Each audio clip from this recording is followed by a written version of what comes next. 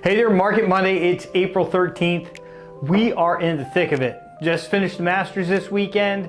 It's Heritage Week, Tax Week. Tax Week, nobody likes Tax Week. But this is the time where our season just takes off. Island is looking beautiful, and I hope you're here. And if you're not here, I hope you're coming soon. Before we get started, take a second, hit that subscribe button, smash that notification bell. You want to know the moment that Market Monday drops so that you can follow along with the local market on Hilton Head Island with us, with me, every week. So let's start with it. Supply side, new listings, 822 properties have come on the market on Hilton Head Island so far this year. That's up 67 in the last week. That's quite a few properties coming on the market in just over a week. So we've been waiting for this. We've been waiting for this inventory that typically comes this time of year. Is this the beginning of it? We don't know. That's why we follow every single week. So 67 new listings this week. Where were we a year ago? We were at 904. So 904 versus 822. We have about 9% less listings coming on the market this year than we did at the same time last year. And again, we flash back 5 years. Look, 5 years ago, we were at 1,109 new listings had come on the market. At this point in 2021, again, we're sitting today at 822. So that's the new product coming on the market. Now let's look at what the current inventory levels are. So if you came to Hilton Head Island today, there's 866 properties for sale. That has jumped up a pretty good jump in a week, up 30. We were at 836 last week, we're at 866 this week, right? Seems like a big jump, but compare it to where we typically are a year ago, we're at 1,114. 22% lower. So 1,114 a year ago, 866 now. Incredibly, incredibly low inventory. And again, look back 5 years ago on April 13th, 2021, we're at 1,058, 18% less than where we are right now. So that's the supply side. And we've been talking about that. Inventory is incredibly, incredibly low. This is the first week that we've seen a pretty good bump in inventory, and it's really two things. We brought a decent amount of inventory on the market last week, but we didn't have as many sales as we have been having over the last week. And I think that's just what's going on in the news, right? Like we just had the ceasefire last week, and there's just a lot grabbing the news cycle. And when there's a lot of stuff going on in the news and gas prices are high and just blah, blah, blah, blah, blah, people don't think about buying.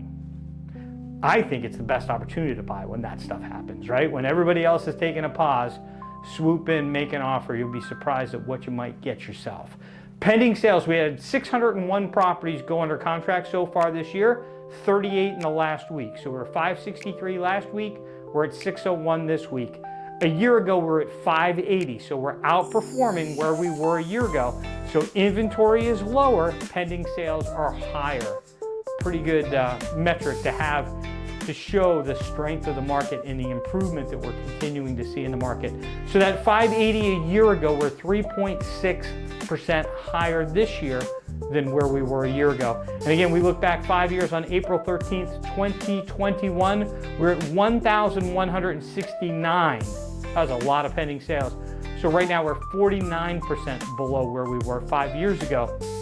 The closed sales, those of you that are watching every week, you know I've been telling you based on the pending sales, at some point the closed sales for 2026 are going to overcome or outpace the closed sales of 2025. And we are getting oh so close. 515 closed sales this year so far. That's 52 over the last week. That's a pretty strong week. A year ago, we were at 523. So the difference is 8 at this point. So probably next week, but definitely by the week after for sure, our closed sales for 2026 will be higher than 2025. So right now, again, a year ago we were at 523, now we're at 515. We're 1.5% lower than where we were a year ago. And again, 5 years ago on April 13th, 2021, we were at 974 closed sales. Again, today we're at 515. How's this affect absorption rate? It ticked up ever so slightly. We are at 4.7 months. We were at 4.6 last week. A year ago, we were at 6.3. So we're about a little over a half of a year less over the last year in terms of absorption rate. And where were we 5 years ago? We were at 3 months. 5 years ago, 4.7 now. What exactly is absorption rate? Quite simply, if nothing else came on the market, if no new listings came on the market, and we continued selling at the pace that we're currently selling, the average for the year, it would take us 4.7 months to consume the existing inventory. That's what absorption rate is. It's a good measure of the health of the market. It's looking at both supply and demand. Days on the market, huge jump this week. 105 days on the market is the average amount of time it's taking for a property to come on the market, receive an offer, and go under contract. We're at 86 last week, so 19 days it went up in the last week. Just means that we sold some stuff that had been on the market a while over the last week. That's what's caused it to jump this much. Nothing has fundamentally changed. There's nothing that's changed in the last week that would cause that number to go up, other than we just had a higher concentration of sales that have been sitting on the market for a long time. A year ago, we were at 83 days, so we're 27% higher at 105 days. And back in 21, on April 13th, 2021, we were at 104 days. Again, we're at 105 days right now. Property values, what's happened with property values? So they're up 1% year over year. The current median sale price is $764,591. A year ago, it was $757,760. So we're 1% higher than we were a year ago. Looking at the year so far, prices in January were way up. In February, not so much, about even with last year. March, they were way up, but starting off April, what is selling is at a much lower price point, and it's pulling the number down. That's what's happening right now. So it's pulling the number down. So over the last week, we reported the number is 776,000 and some change. So it dropped over the last week about $12,000. But it's just the concentration of what's selling. We're probably just selling more condos. Kind of typical for this time of year. Where were we 5 years ago? 5 years ago, the median sale price was $448,775. So the current median sale price is $764,000, is 70% higher than where it was just 5 years ago. So quick wrap up, inventory down 22%, closed sales down just 1.5%.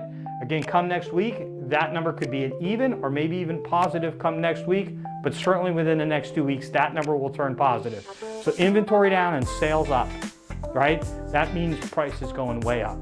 Price is up 1% over the last year. Absorption rate, 4.7, down from last year when it was at 6.2. If you're a seller, what do you need to know? Inventory is still incredibly low, 22% lower than where it was just this time last year.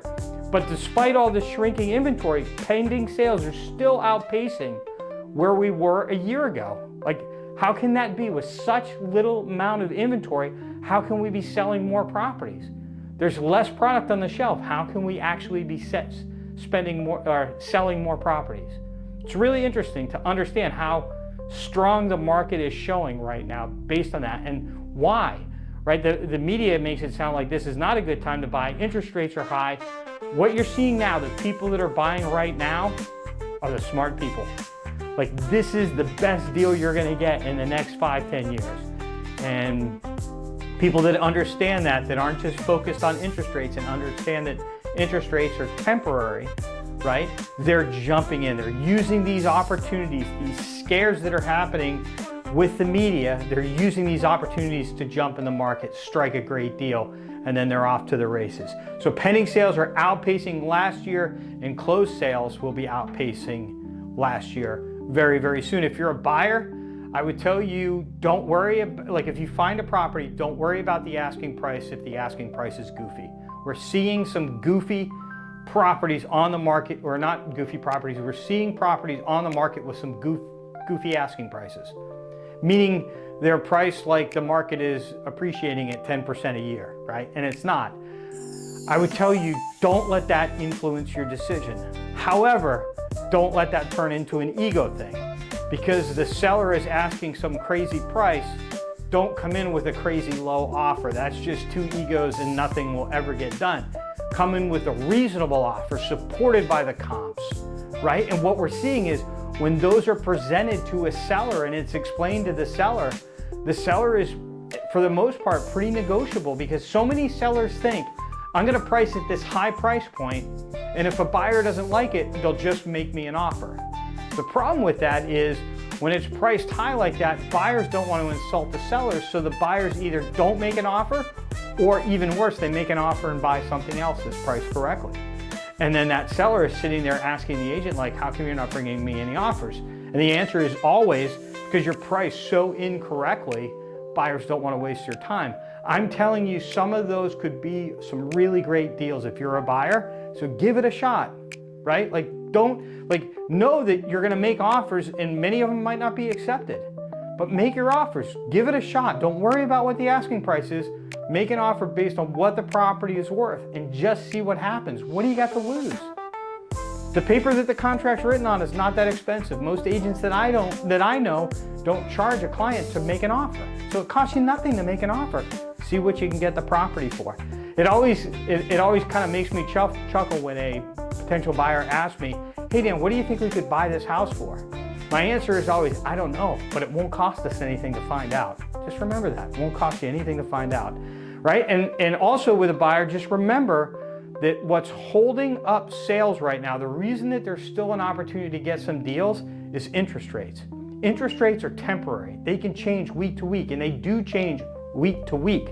But what you pay for the price, the acquisition cost for a property that you own for 10 years, that acquisition cost is going to be the same the first day that you own the property through the whole 10 years to the last day that you own the property. The acquisition cost will be the same. The interest rates, you could refinance 20 times if you wanted to. The interest rates are temporary. Don't forget that. That's where the opportunity is right now. And on that note, interest rates, they dipped a little this week. Last week they were at 6.46% for the 30-year. They're down to 6.37 this week.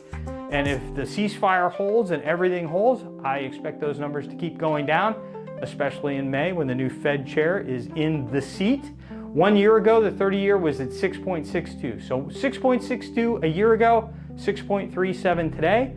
And on the 15-year, last week we were at 5.77. This week it's 5.74. And a year ago it was 5.82. So down across the board year over year. That is it for Market Mondays. Once again, before you go, hit that subscribe button. And one more thing before you go, I want to introduce you to somebody. A couple weeks ago, we had Max step in to help me out for Market Mondays while I was traveling. Next week, it's going to be Kent. Kent will take good care of you. Make sure you put some nice comments underneath for Kent after you pick up our Market Monday. See you soon. Bye.